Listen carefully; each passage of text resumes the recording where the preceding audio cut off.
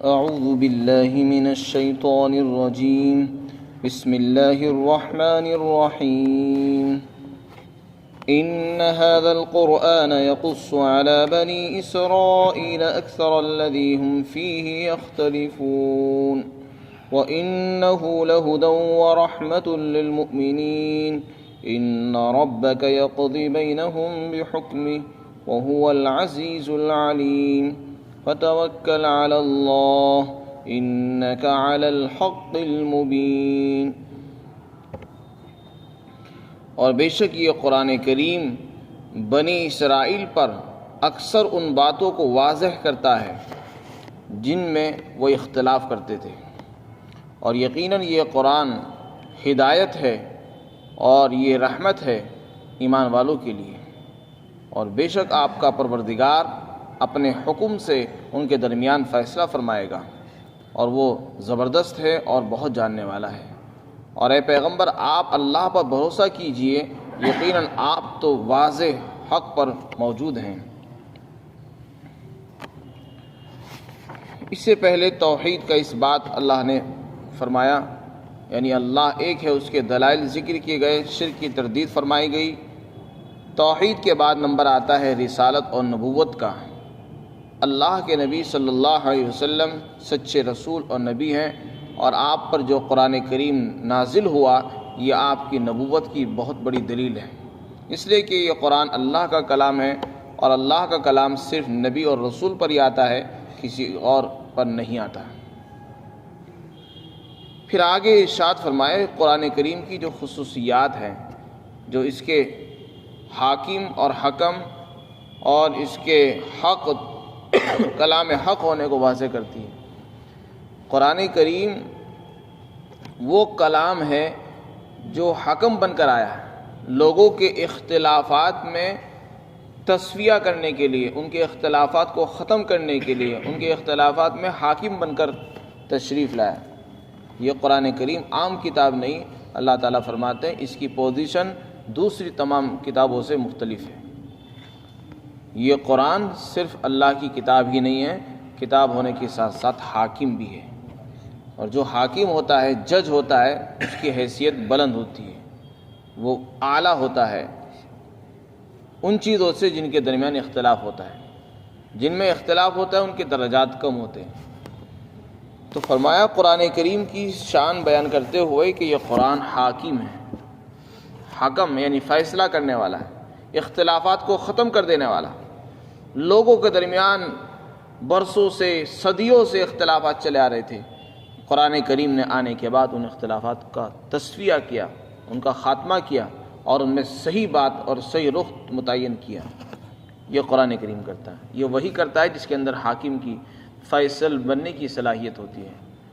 مثال کے طور پر عربوں کے اندر اختلاف تھا بعث بعد الموت کے عقیدے کے بارے میں۔ بعث بعد الموت کا مطلب ہے مرنے کے بعد دوبارہ زندہ اٹھنا، قبروں سے دوبارہ زندہ نکل کر آنا، یہ ہمارا عقیدہ ہے، اور ہم اس پر یقین رکھتے ہیں اور رکھنا چاہیے۔ جو آدمی اس پر یقین نہیں رکھتا وہ مسلمان ہو نہیں سکتا۔ عرب کے لوگ اس میں اختلاف کرتے تھے، کچھ لوگ اس کو مانتے تھے کہ مرنے کے بعد قبروں سے دوبارہ زندہ ہو کر ہم نکلیں گے، لیکن اکثر عرب اس کا انکار کرتے تھے، اور انکار کرنے کی وجہ سے آپس میں ان میں اختلاف تھا۔ جب قرآن کریم نازل ہوا تو قرآن کریم نے نازل ہونے کے بعد اس اختلاف کو ختم کیا، اور صحیح بات جو فیصلہ کن تھی، حق بات، وہ واضح کر دی، اور یہ بتایا کہ نہیں، مرنے کے بعد دوبارہ زندہ ہونا یہ برحق ہے اور یہ ہو کر رہے گا۔ اور پھر اس کے لیے اللہ تعالیٰ نے دلائل بیان کیے، اس کے لیے اور مختلف طریقوں سے جو ہے ثابت کیا گیا، جیسے کہ حضرت عزیر علیہ السلام اور ان کا گھوڑا، ان کا کھانا، اس کا ذکر قرآن کریم میں آیا۔ ان کا جانور مر گیا، پھر اس کو کہا گیا وہ اٹھ بھی گیا۔ تو اللہ تعالیٰ نے یہ مثالوں کے ذریعے سے، نمونوں کے ذریعے ثابت کر دیا کہ جیسے دنیا میں ایک چیز مرنے کے بعد ہم دوبارہ اس کو اٹھا سکتے ہیں، اسی طرح قیامت کے دن ہم مردوں کو قبروں سے نکال کر زندہ کھڑا کر سکتے ہیں۔ اس پر ہمیں پوری قدرت حاصل ہے۔ حضرت عیسیٰ علیہ السلام کو حکم دیا کہ آپ جو ہے زمین سے پرندے بناؤ، پرندوں کی شکلیں صورتیں بناؤ اور پھر اللہ کے حکم سے ان میں جان ڈال دو۔ چنانچہ اللہ نے ان میں جان پیدا فرما دی۔ اللہ تعالیٰ فرماتے بنی اسرائیل میں بھی بڑے اختلافات تھے۔ بنی اسرائیل کہتے ہیں حضرت یعقوب علیہ السلام کی اولاد، جس میں یہودی بھی ہیں اور اس میں عیسائی بھی ہیں۔ اس میں حضرت سلیمان علیہ السلام کی قوم بھی ہے، حضرت داؤد علیہ السلام کی قوم بھی ہے، حضرت عیسیٰ علیہ السلام کی قوم بھی ہے۔ سب بنی اسرائیل کہلاتے ہیں۔ حضرت ابراہیم کے دو بیٹے تھے، ایک کا نام اسحاق تھا، دوسرے کا نام اسماعیل تھا۔ حضرت اسماعیل علیہ السلام سے صرف پورے خاندان میں کوئی نبی نہ آیا، آخر میں ہمارے آقا حضرت محمد صلی اللہ علیہ وسلم تشریف لائے۔ اور حضرت ابراہیم کے جو دوسرے بیٹے تھے اسحاق، ان سے جو نسل چلی ہے، حضرت اسحاق کے بیٹے آئے حضرت یعقوب علیہ السلام، انہی کا لقب تھا اسرائیل۔ ان کی اولاد، ان کے 12 بیٹے ہوئے، پھر ان سے جو نسل چلی ہے ان کو بنی اسرائیل کہتے ہیں، اور ان کے اندر بے شمار انبیاء کرام تشریف لائے۔ تو بنی اسرائیل میں ہر زمانے میں بڑا اختلاف رہا، مختلف معاملات میں، ایک آدمی نہیں سینکڑوں معاملات تھے، ان میں اختلاف تھا جس کا کوئی آج تک فیصلہ بھی نہیں کر سکا۔ قرآن کریم وہ واحد کتاب ہے ان کے اختلافات کو بھی نمٹایا ہے اور ان کو صحیح بات بتائی ہے کہ دیکھو تم جس باتوں میں جھگڑ رہے ہو صحیح یہ نہیں، صحیح وہ ہے جو ہم کہہ رہے ہیں۔ تو اس سے قرآن کی پوزیشن معلوم ہوتی ہے کہ قرآن کریم کتنی بڑی کتاب ہے جو دوسری کتابوں کے اندر اختلافات کو ختم کرتی ہے، جو دوسری قوموں کے اختلافات کو بھی ختم کر رہا ہے اور ان کے صحیح رخ کو متعین کرتا ہے۔ وہ اختلافات کون کون سے تھے؟ یہودیوں میں اختلاف تھا۔ کچھ یہودی کہتے تھے کہ حضرت ابراہیم جو ہمارے بڑے ہیں، یہودی تو بعد میں چلے، حضرت یعقوب علیہ السلام کی اولاد سے جو لوگ پیدا ہونے لگے ان کو یہودی کہتے ہیں۔ حضرت یعقوب علیہ السلام کے ایک بیٹے کا نام تھا یہودا، انہی کی طرف نسبت کرتے ہوئے یہودی کہلائے۔ حضرت ابراہیم علیہ السلام کے زمانے میں تو یہودیت کا کوئی نام نشان نہیں تھا، لیکن ہر قوم ان کو اپنا بڑا مانتی ہے اور تسلیم کرتی ہے۔ تو جو آدمی معزز ہوتا ہے، پیشوا اور امام ہوتا ہے، ہر آدمی اس کو اپنی طرف کھینچتا ہے۔ یہودی ان کو اپنا بناتے تھے، عیسائی کہتے تھے یہ ہمارے ہیں، مسلمان ان کو اپنا بتا رہے ہیں۔ اس میں اختلاف تھا کہ وہ یہودی تھے، عیسائی کہہ رہے کہ وہ عیسائی تھے۔ یہودی کہتے تھے کہ حضرت ابراہیم تو یہودی تھے اس لیے ہم بھی انہی کے دین پر ہیں۔ عیسائی کہتے تھے کہ حضرت ابراہیم تو عیسائی تھے اس لیے ہم تو حضرت ابراہیم اپنے باپ کے دین پر چل رہے ہیں، ہم گمراہ نہیں ہوئے، ہم تو اپنے باپ کے دین پر چل رہے ہیں، یہ کہتے تھے۔ مسلمان کہتے تھے وہ مسلمان ہیں۔ تو صحیح بات کیا ہے؟ قرآن کریم نے اعلان فرمایا ما کان ابراہیم یہودیا ولا نصرانیا ولکن کان حنیفا مسلما۔ فرمایا ابراہیم نہ یہودی تھے نہ نصرانی تھے، یعنی عیسائی تھے، جیسا کہ یہودیوں کا خیال ہے کہ وہ یہودی تھے۔ یہودیت کا تو کوئی نام نشان بھی نہیں تھا اس وقت۔ پھر یہ کہنا کہ وہ یہودی تھے اس لیے ہمارا دین ابراہیم والا دین ہے اور ہم ابراہیم کے دین پر ہیں، یہ جھوٹا دعویٰ ہے۔ ابراہیم کا دین تو شرک نہیں تھا، تم شرک کرتے ہو۔ ابراہیم کا دین یہ نہیں تھا کہ عزیر کو خدا کا بیٹا قرار دو، تم تو مشرک ہو۔ ابراہیم تو توحید پرست تھے، وہ تو مشرک اور شرک کے خلاف تھے۔ عیسائی کو کہا گیا کہ حضرت ابراہیم عیسائی نہیں تھے، عیسائیت کا تو بعد میں وجود آیا، اور عیسائیت کے اندر بھی شرک نہیں ہے۔ ابراہیم علیہ السلام بھی مشرک نہیں ہے، تم مشرک ہو، تمہارا عقیدہ تثلیث ہے، تم عیسیٰ کو خدا کا بیٹا قرار دیتے ہو، مریم کو خدا کہتے ہو۔ تو یہ ابراہیم کا دین کہاں ہے؟ تمہارے دین میں ان کے دین میں زمین اور آسمان کا فرق ہے۔ پھر یہ صرف یہ دعویٰ کرنا کہ ابراہیم تو ہمارے ہی آدمی ہیں اور ہم انہی کے آدمی ہیں، اس میں تو زمین اور آسمان کا فرق ہے۔ فرمایا وَلَكِنْ كَانَ حَنِيفًا مُسْلِمًا، حضرت ابراہیم نہ یہودی تھے نہ عیسائی تھے، تو پھر کیا تھے؟ فرمایا وہ تو حق کی طرف مائل ہونے والے تھے اور مسلمان تھے۔ وہ مسلمان تھے، فرما بردار تھے اور حق کی طرف مائل ہوتے تھے۔ جہاں حق ہوتا وہاں جھک جاتے تھے، اور جہاں باطل ہوتا وہاں سے ہٹ جایا کرتے تھے۔ یہی ایک مسلمان کی شان ہوتی ہے اور ہونی چاہیے، جہاں حق نظر آئے ادھر کو جھک جائے اور جدھر باطل ہو وہاں سے ہٹ جائے۔ یہ ابراہیم علیہ السلام کی شان تھی۔ ایک اختلاف تو یہ تھا، اس کو ختم کیا۔ ایک اور اختلاف تھا، اختلاف یہ تھا کہ یہودی کہا کرتے تھے کہ حضرت ابراہیم نے اور ان کے جو پوتے ہیں حضرت یعقوب نے، ان کو اسرائیل کہتے ہیں، ان دونوں نے اپنی اولاد کو وصیت کی تھی، مرنے سے پہلے یہ وصیت کی تھی کہ تم دین یہودیت پر برقرار رہنا، تمہارا جو دین ہے اصل دین وہ دین یہودیت ہے، اس کو اختیار کرنا، اس سے ہٹنا نہیں۔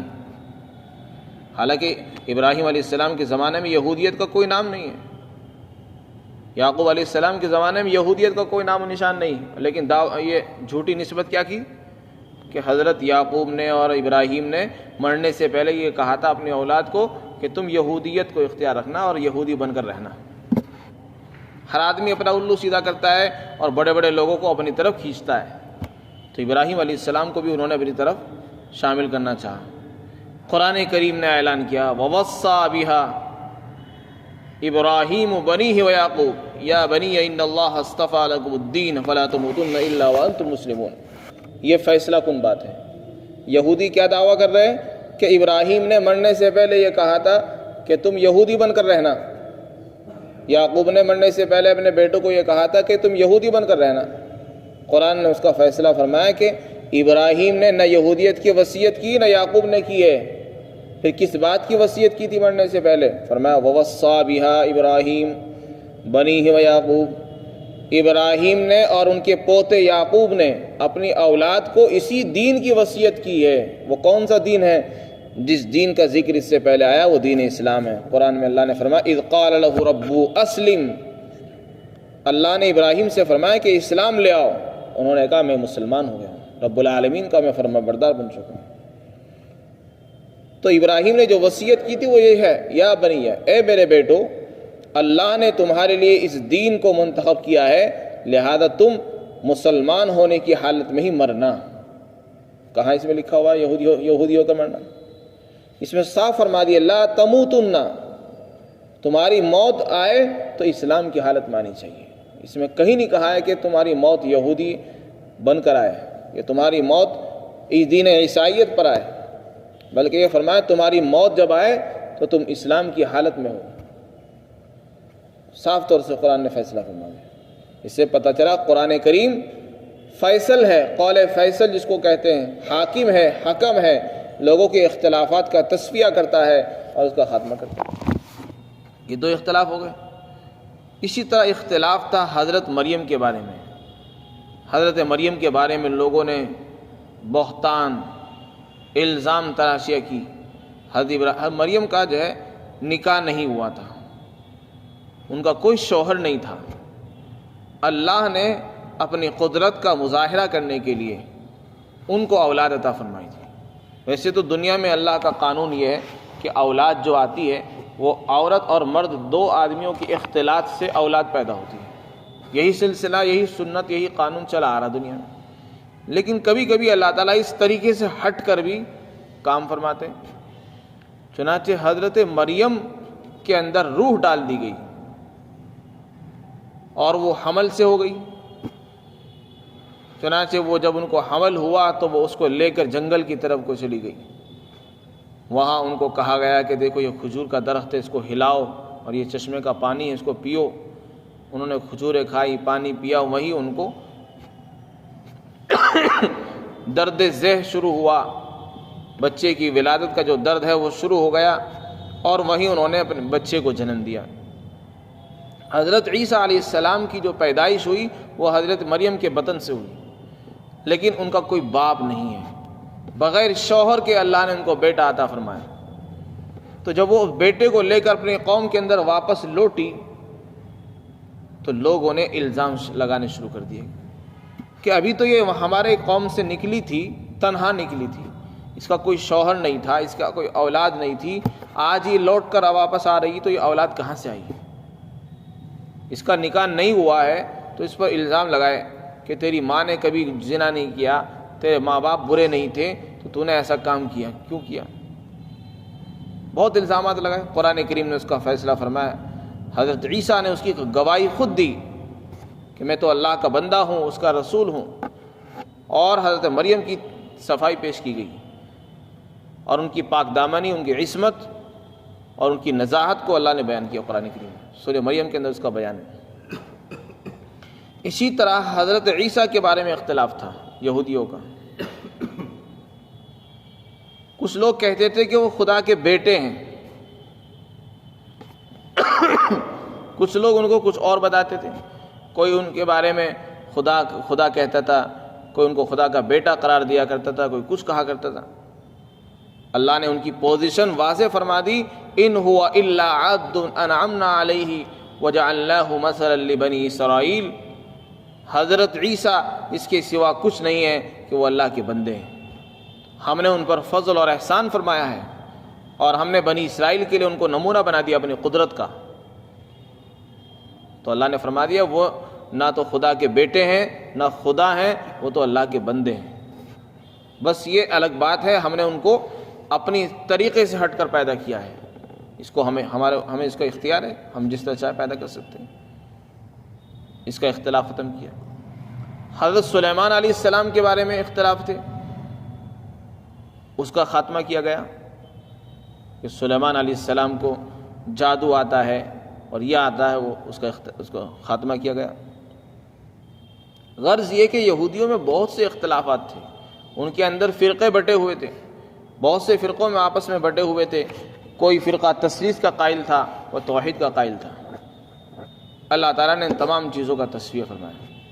تو یہ قرآن کریم کی پوزیشن بیان کی کہ یہ قرآن وہ قرآن ہے جس نے پچھلی آسمانی کتابوں کے بارے میں یہودی اور عیسائی اور بنی اسرائیل کے درمیان جو اختلاف چلے آ رہے تھے صدیوں سے، ان اختلافات کا خاتمہ قرآن نے کیا ہے۔ تو اس سے قرآن کریم کا کلام معجز ہونا سمجھ میں آ رہا ہے، اور آپ کی نبوت بھی اس سے ثابت ہو رہی ہے، کیونکہ نبی پر وہی کلام آ سکتا ہے جو خدا کا ہوتا ہے، اور یہ کلام کوئی عام کلام نہیں ہے، اس نے تو ہزاروں سال پرانے قضیوں کو نمٹایا ہے، تمہارے پرانے اختلافات کو ختم کیا ہے۔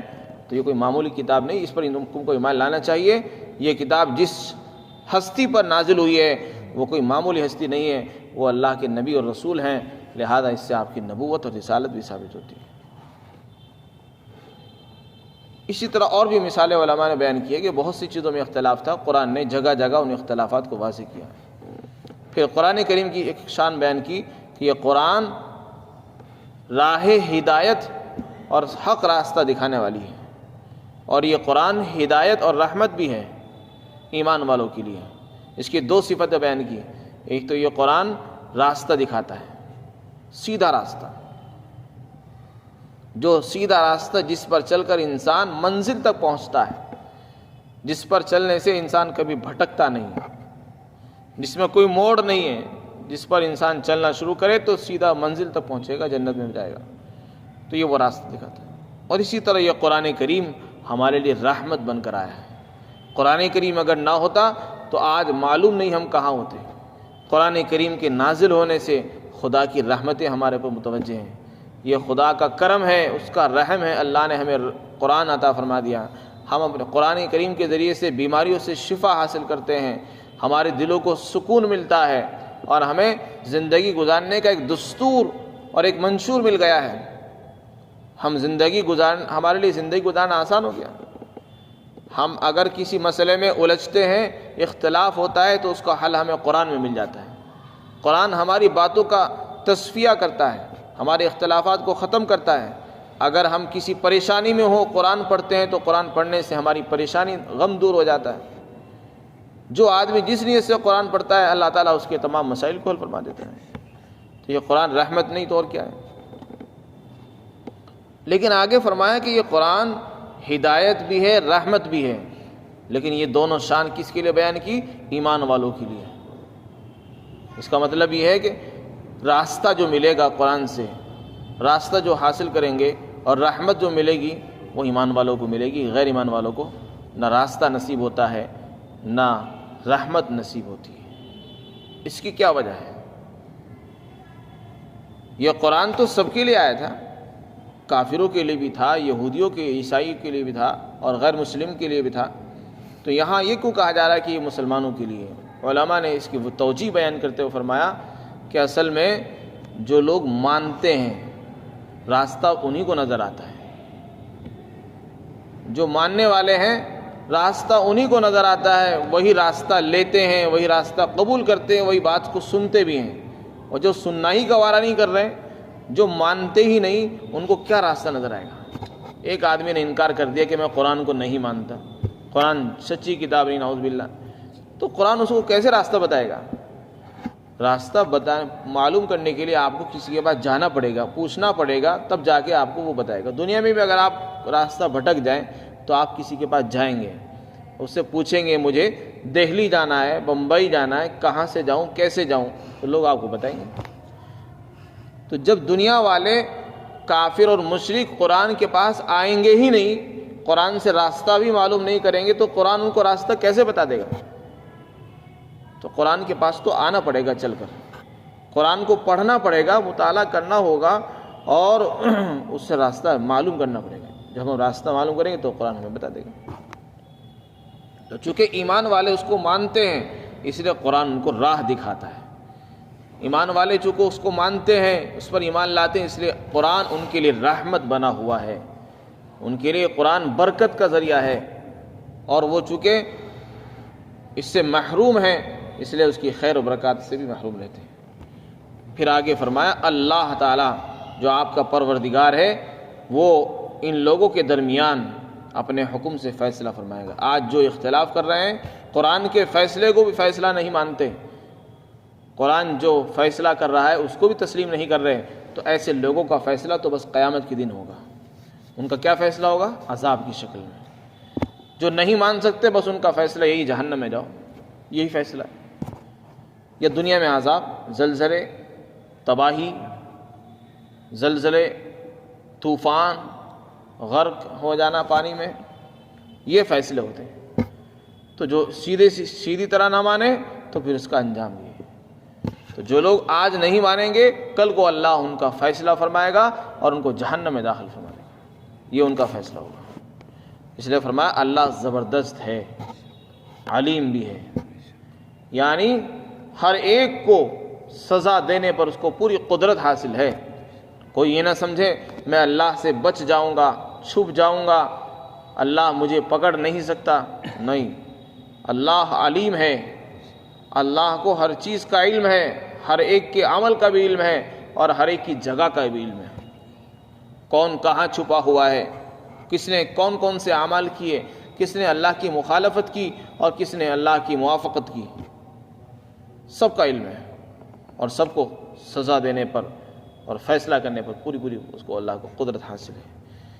آگے فرمایا آپ صلی اللہ علیہ وسلم کو تسلی دی، فرمایا گھبرائیں نہیں بالکل بھی، اللہ پر بھروسہ کریں۔ یہ تو دنیا کا نظام ہے، کچھ لوگ مانتے ہیں، اکثر لوگ نہیں مانتے، ان کی وجہ سے آپ بالکل رنجیدہ نہ ہوں، دل پر بالکل گھٹن اور غم محسوس نہ کریں، اللہ پر بھروسہ کیجئے، آپ صحیح راستے پر ہیں، بس اطمینان رکھیے۔ دنیا اگر گمراہ ہو رہی ہے ہونے دیجیے، تم اپنے بارے میں اطمینان رکھو، ہم سیدھے راستے پر چل رہے ہیں، ہم صحیح راہ پر چل رہے ہیں۔ کوئی آتا ہے ٹھیک ہے، نہیں مانتا نہ مانے۔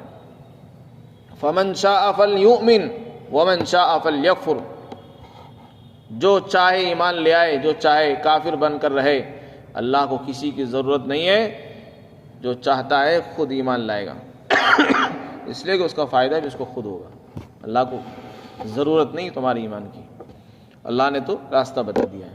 اس لیے آپ کو بھی تسلی دی جا رہی ہے، نبی ہو، داعی ہو، دین کی محنت کرنے والے ہو، سب کو فرما دیا بس آپ اپنا کام کرتے رہیں، پریشان نہ ہوں۔